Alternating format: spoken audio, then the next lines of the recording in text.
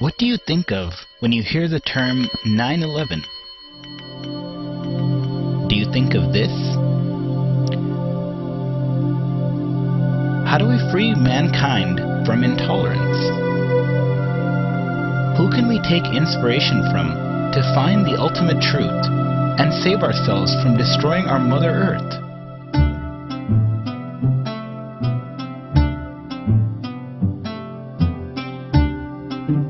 Does India have something to contribute to the crisis that is facing humanity?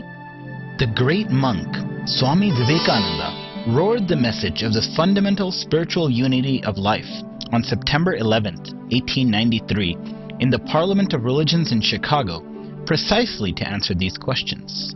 Sisters and brothers of America. These loving words were enough to captivate everyone. Vivekananda once said, I have a message to the West, as Buddha had a message to the East. I shall not cease to work. I shall inspire men everywhere until the world shall know that it is one with God. Who was this man?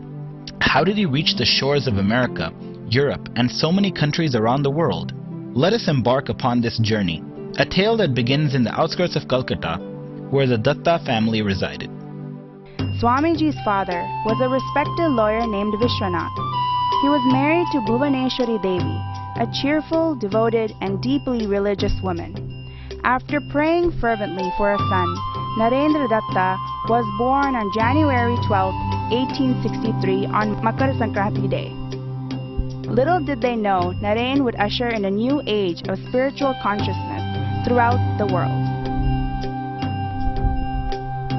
Naren was a sweet child, but also had incredible energy and was prone to fits of restlessness at the tender age of 3. His family had a hard time getting him to calm down, and his mother could only calm him by pouring cold water on his head and chanting the name of Shiva in his ear.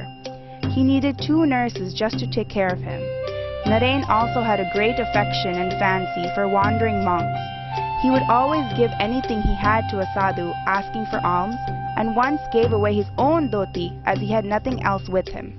Even after being locked up in his room, he would throw things from his window to traveling sadhus as an offering to them.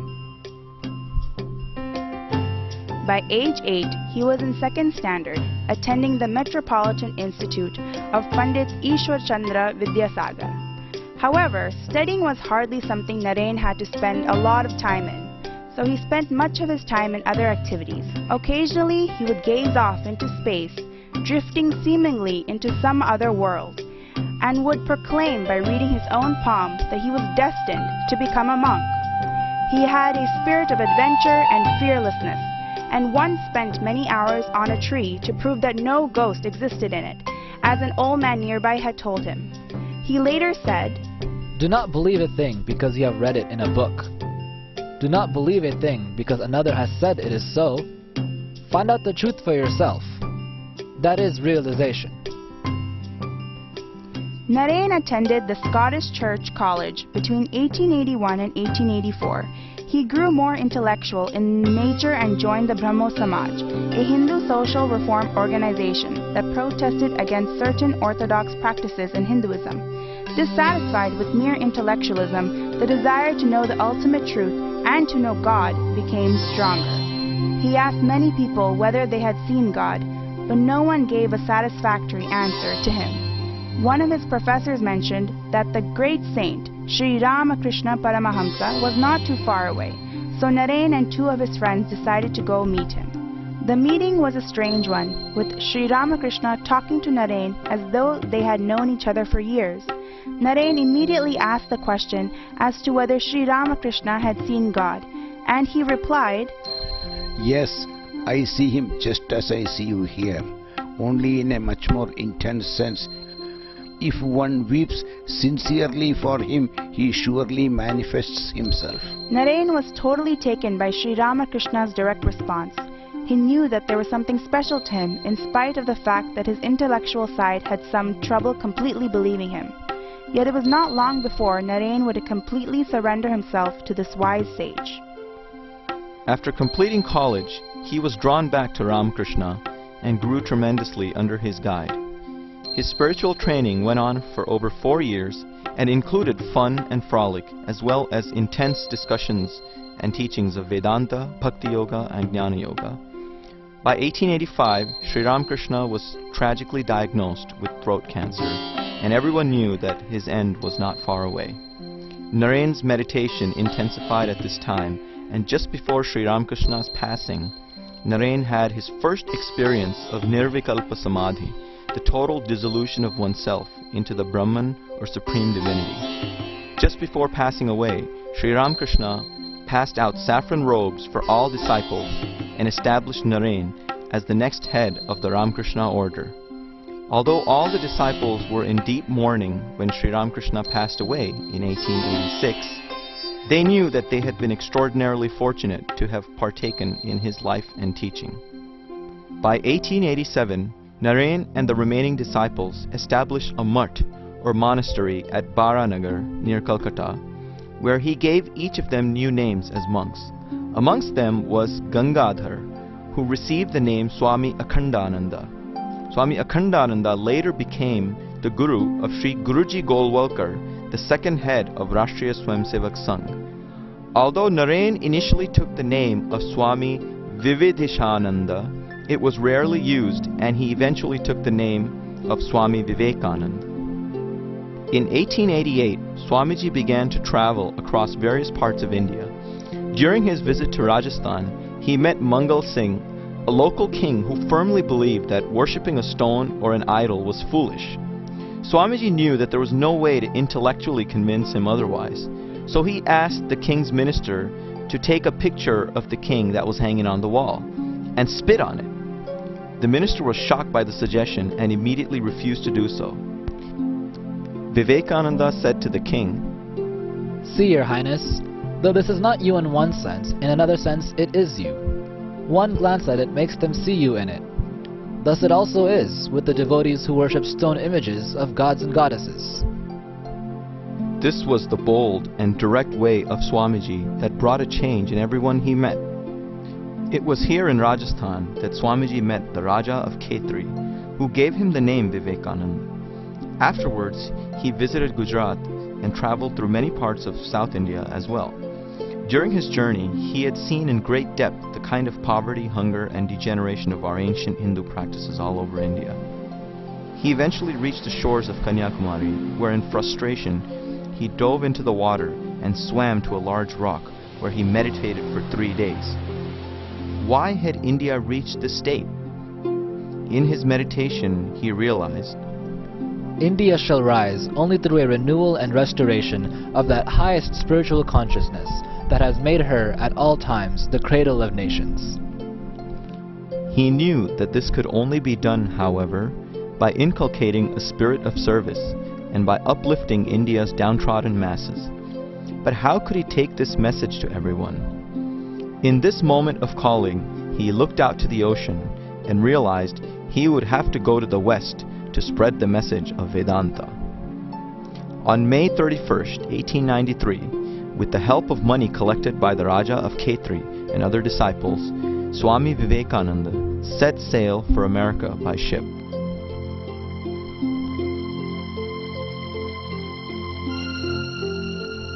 After passing through East Asia, the ship eventually landed at a port in Vancouver.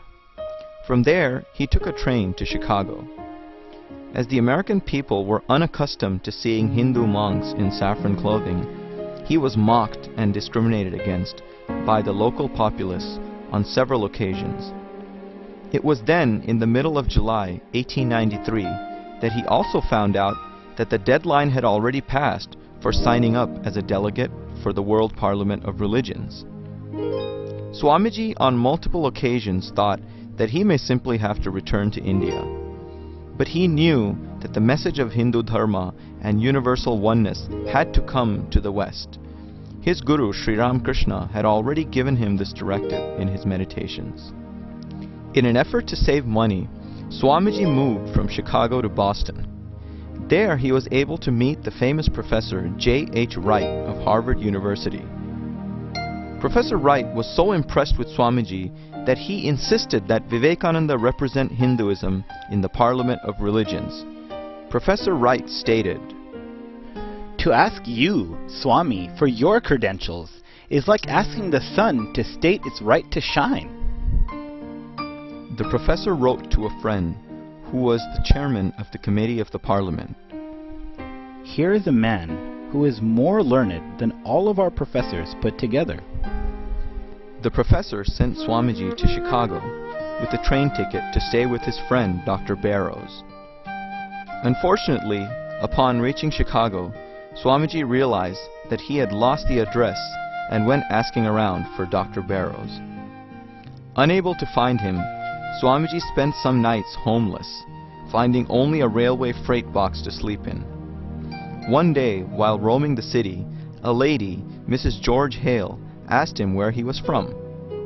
Realizing his unique background and need, she asked Swamiji to stay at their home, where she and her family helped connect him to the rest of the delegates of the World Parliament of Religions.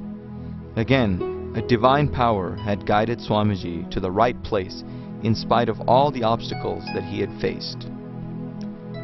The Parliament of Religions was held in Chicago from September 11 to September 27, 1893. It included representation from various Christian denominations. Swamiji finally came forth to speak. He gazed at the audience for a moment and began, "Sisters and brothers of America." Just with that, the whole audience rose up, shouting their applause. After a full 2 minutes, Vivekananda continued, As the different streams, having their sources in different places, all mingle their water in the sea, so, O Lord, the different paths which men take, through different tendencies, various though they may appear, crooked or straight, all lead to Thee. Later on during the Parliament, he said, The Hindu refuses to call you sinners. Ye are the children of God, the sharers of immortal bliss, holy and perfect beings. Ye divinities on earth, sinners! It is a sin to call man so. The New York Herald wrote, Vivekananda is undoubtedly the greatest figure in the Parliament of Religions. After hearing him, we feel how foolish it is to send missionaries to this learned nation. Swamiji's words reflected his direct experience of the divine and thus penetrated deep into the minds of his audience. Swami Vivekananda had captivated America.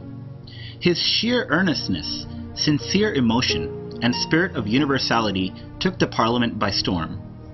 His popularity was described aptly by the Boston Evening Transcript, a local newspaper, which stated, 4,000 people in the Hall of Columbus would sit smiling and expectant, waiting an hour or two of other men's speeches to listen to Vivekananda for 15 minutes. The chairman knew the old rule of keeping the best until last. News of Swamiji's popularity spread to India as well. Editorials by various American writers praised Swamiji's unique contribution, even thanking India for having sent him to Chicago. Swamiji's doors were now open to travel about, as he was invited to speak in a variety of public events. He was invited to the homes of many prominent and wealthy individuals, especially near Chicago and the East Coast. Mr. John D. Rockefeller, the famous industrialist, met Swami Vivekananda in Chicago. During their conversation, Vivekananda tried to inspire him into social action and told him that although he was a rich man, he was not the owner of the money he earned. Rockefeller was visibly annoyed. Swami explained to him that he was a trustee of the money and his duty was to do good to the world. Rockefeller did not seem to be impressed. A few days later, he returned with a changed mind and heart. In his hand was a document that had his plans to donate money by creating public institutions. This was Rockefeller's first large donation to public welfare. Later, as the richest man in the world, he would also become a legendary philanthropist who would go on to define the structure of modern philanthropy. Swamiji continued to tour various parts of America, including Wisconsin, Michigan, Iowa, and other parts of the Midwest. He sometimes would be mistaken as an African American and would be rejected stay in hotels or barbershops. Upon finding out the next day in a newspaper who Swamiji was, they would go to him and apologize. Later on, when a Western disciple asked Swamiji how come he didn't explain who he was, Swamiji replied, What? Rise at the expense of another? I did not come to earth for that. Swamiji even faced a situation where he was invited to a small town in the Midwest, where upon commencing his speech, some in the audience proceeded to fire bullets past him to scare him off. But Swamiji continued unperturbed, and the cowboys who shot the bullets called him a right good fellow, since he didn't show any fear throughout the ordeal. By 1895, Vivekananda had set up a private lecture class in New York, where he discussed different spiritual paths, particularly on Jnana Yoga and Raja Yoga. He then traveled to England and had a lecture tour there as well. During the winter of 1895, Swamiji met Nikola Tesla, the father of electricity and a well-known scientist.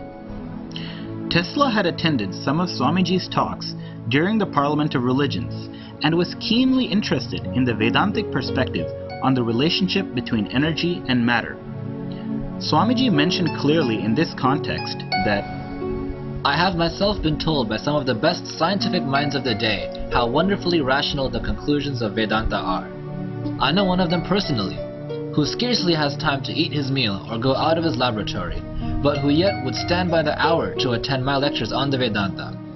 For, as he expresses it, they are so scientific, they so exactly harmonize with the aspirations of the age and with the conclusions to which modern science is coming at the present time.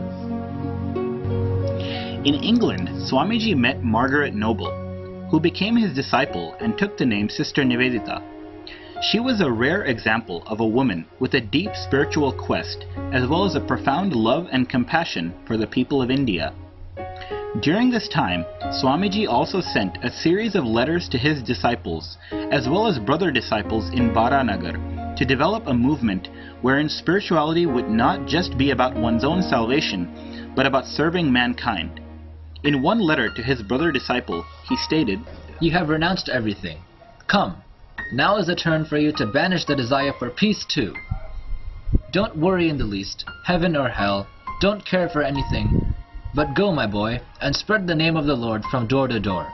It is only by doing good to others that one attains to one's own good, and it is by leading others to bhakti and mukti that one attains them oneself. These words provided the inspiration that ultimately led to the founding of the Ramakrishna mission. By 1897, Swami Vivekananda left America and arrived in Colombo, Sri Lanka. He was given an ecstatic welcome there by thousands of people. His voyage continued through India and was filled with earnest devotees and people waiting to hear Swami Vivekananda's inspiring words. He spoke on the great spiritual heritage of India, as well as the need for the social upliftment of India's masses. He said, Service to humanity is service to God. The series of lectures he gave through this journey gave rise to the book From Colombo to Almora, which encompassed the patriotic fervor and spiritual intensity that he charged everyone with. In 1899, Swamiji took a second trip to America, visiting the West Coast and establishing Vedanta societies in San Francisco and New York. He also visited Europe as well as Japan, attending various conferences on religion. By 1901, he returned to India. Tragically, his health was declining severely due to asthma and diabetes, and he had told several people that he would not live to be 40. Swamiji passed away, attaining Mahasamadhi on July 4th, 1902 while he was meditating, and was cremated on the banks of the Ganga. Swami Vivekananda's life was a tribute to Hindu Dharma, a dedication to the spirit of universal peace, and an inspiration for all. He spoke both of the need to develop an indomitable will in the face of difficulty, as well as the need to imbibe deep humility and serve your fellow human being. Few have inculcated both qualities so completely and manifested it into their lives as a role model for all to come. Come, join Hindu Swayamsevak Sangh in celebrating this year the 150th birth anniversary of Swami Vivekananda to spread his message and imbibe his spirit of selfless service within each other.